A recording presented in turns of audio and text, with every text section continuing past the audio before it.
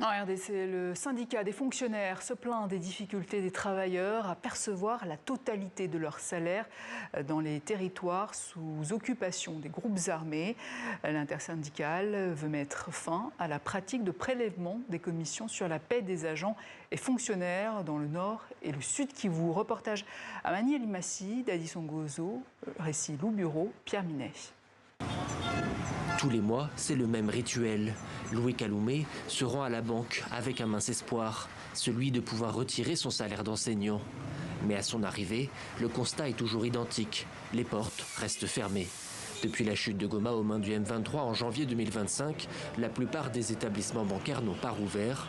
Faute d'alternative, il doit alors passer par des agences de téléphonie mobile pour transférer l'argent au prix de nombreuses commissions. On perd une affaire de 5% de ce que nous recevons. Imaginez-vous quand quelqu'un reçoit 300 000 francs, il y a d'abord des retenues bancaires et puis les réseaux vous imposent le fait de le faire quitter dans les comptes bancaires vers la carte SIM, il y a d'autres pourcentages là-bas. Et de le faire quitter de la carte SIM vers le cash, il y a d'autres retenues. 5%, un chiffre qui peut sembler anodin, mais pour des milliers de fonctionnaires encore payés par les autorités congolaises, ces commissions représentent une charge supplémentaire, accentuant leur précarité.